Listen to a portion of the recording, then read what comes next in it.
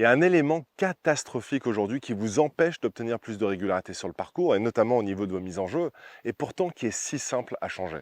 C'est un mauvais alignement. Alors je vais démarrer cette vidéo par un petit test. On va jouer au jeu des 7 erreurs. C'est-à-dire que je vais aujourd'hui m'aligner sur ce départ du trou numéro 9 au Golf PGA France du Vaudreuil. Je vais m'aligner vers une cible, et vous allez me dire, en me regardant m'organiser, me positionner devant la balle, qu'est-ce que j'ai fait qui va influencer un mauvais alignement. Okay, alors, ma ligne de jeu, ça va être l'arbre qui se trouve en plein milieu de mon axe, vous voyez, en plein milieu du fairway là. C'est un dogleg à la droite ici, ce trou numéro 9, magnifique. Et donc, voici ce qui se passe. Voici ce que vous êtes sûrement en train de faire sur le parcours. J'ai le club en main, je regarde ma cible, j'ai plein de bonnes intentions, des belles idées qui me traversent l'esprit. Je regarde ma cible, je me dis, ok, alors je vais aller vers là-bas, je positionne mes pieds, et là ensuite, je positionne ma tête de club et je suis prêt à y aller. Et là, je me dis, ok, c'est bon, je suis bon. Je commence à penser à mon backswing, à mon downswing. Vous pouvez penser à tout ce que vous voulez, c'est trop tard. C'est fini. Peu importe les bonnes choses que vous allez effectuer dans votre swing par la suite, tout cela va malheureusement être influencé par votre mauvais alignement. Comment est-ce que je sais si je suis mal aligné? Je vais poser mon driver tout simplement en ligne avec mes pieds. Et ensuite, je vais prendre ma baguette blanche que je vais positionner parallèle à cette ligne de jeu. Parallèle au driver qui est au sol. Et là, on constate que si je viens derrière, je m'attends à la mauvaise surprise là. Ah bah ouais, voilà. Donc la baguette blanche est alignée sur les arbres. Et c'est là où ça devient dangereux. Parce qu'encore une fois, vous pouvez faire tout bien dans votre swing. Bon, backswing, impact, vous pouvez même taper un super coup. On peut taper un super coup de golf, la balle part dans la forêt. Et là, on se dit, qu'est-ce qui s'est passé dans mon swing? Qu'est-ce qui n'allait pas? Et en fait, c'est là où je vous dis qu'il ne faut pas confondre un mauvais coup avec un mauvais alignement. Parce que les deux sont très différents. De temps en temps, on peut effectuer un super coup de golf, mais être mal aligné et de se dire qu'est-ce qui n'allait pas dans mon swing, alors qu'en fait, c'était votre structure devant la balle qui n'allait pas. Ce qui se passe dans le système qu'on vient de voir là, c'est qu'en fait, le corps se positionne en premier. Donc, j'ai mes yeux qui regardent la cible. J'ai mes pieds qui se positionnent en me disant, bah voilà, ma cible elle est là, donc je positionne mes pieds. Et ensuite, je positionne ma tête de club au sol. 99% du temps, quand le corps s'organise en premier, je regarde ma cible, je positionne mon corps et ensuite je positionne mon club.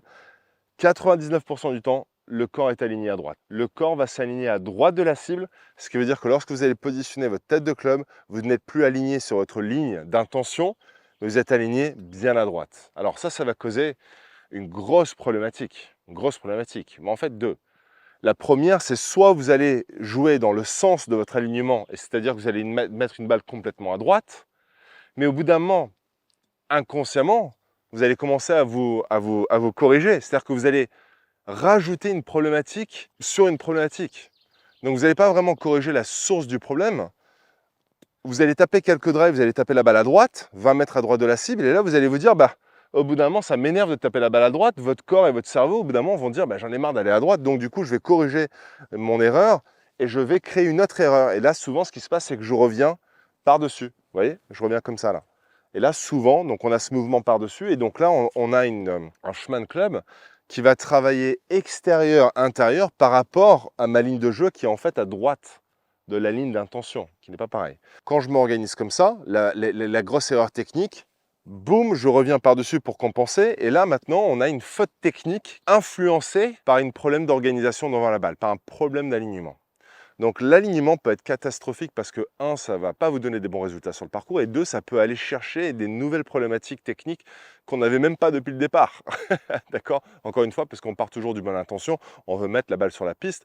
Donc naturellement, si je suis toujours aligné à droite, mon corps il va me dire j'en ai marre d'aller à droite, donc je commence à revenir par-dessus pour compenser. Maintenant, on va parler un petit peu de la structure, la stratégie de Jack Nicklaus qui vous permettra d'avoir ces fameux points de repère sur le parcours et de bien vous aligner correctement à chaque reprise. Juste avant de passer à la deuxième partie de cette vidéo, si aujourd'hui le manque de régularité dans votre jeu est l'élément qui vous cause le plus de frustration, et je comprends tout à fait parce que je suis passé par là, c'est sûrement parce que vous avez une incompréhension de comment le club doit travailler durant le swing. Il y a vraiment 3 étapes clés pour maîtriser le club, pour nous permettre de créer cette régularité. Et ça, je vous l'explique en détail à travers une webconférence qui est complètement gratuite, mais uniquement réservée pour les membres de ma communauté. Tout ce que vous avez besoin de faire pour y participer gratuitement, c'est de cliquer sur le lien qui se trouve juste en dessous de cette vidéo. Lorsque je fais un mauvais alignement, vous avez pu constater que donc c'est le corps qui se place en premier et la tête de club ensuite qui se positionne en second. Et je vous ai indiqué que 99% du temps, lorsque c'est le corps qui se positionne en premier et la tête de club en second, l'alignement va être à droite de la ligne de jeu. Donc ce qu'on veut, c'est changer cette chronologie pour que ce soit le club en premier et le corps en second. Et ensuite, on va mettre en place le système de Jack Nicklaus qui va amener notre alignement à un nouveau niveau. Donc, tête de club en premier, aligné sur ma ligne d'intention. D'accord? Donc, c'est-à-dire tête de club en premier ici, aligné là où je veux que la balle démarre. Vous avez vu, regardez comment je positionne mes deux pieds. Mon pied gauche en arrière par rapport à mon pied droit. D'accord? Et moi, ce que j'aime bien faire, c'est positionner ma main gauche. Et ça, c'est une option en plus, mais j'aime bien positionner ma main gauche sur ma cuisse avant, juste pour que tout soit stable. Donc, regardez, je positionne tête de club en premier ici. Je vérifie que la tête de club est alignée là où je veux, sur ma ligne d'intention. Et là, ensuite, je positionne mes pieds. Une fois que je suis sûr que ma tête de club est positionnée comme je veux. D'accord? Donc, je recommence, j'arrive à ma balle. Vous êtes en train de faire ça. Corps en premier, tête de club en second. Et en fait, on va inverser ça. J'arrive à la balle, tête de club en premier, là où je veux que la balle démarre. OK? Corps ensuite parallèle par rapport à cette ligne de jeu.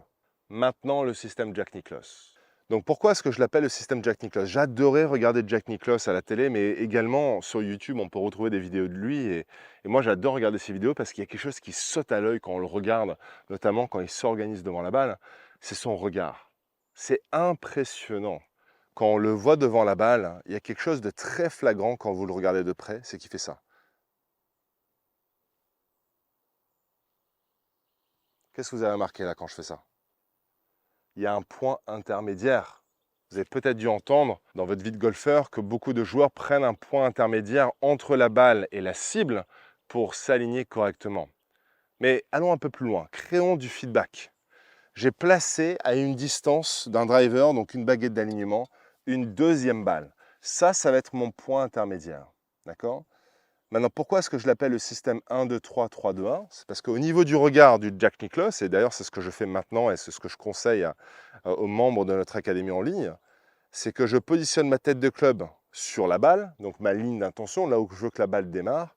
Je positionne ensuite mes pieds parallèles par rapport à cette ligne.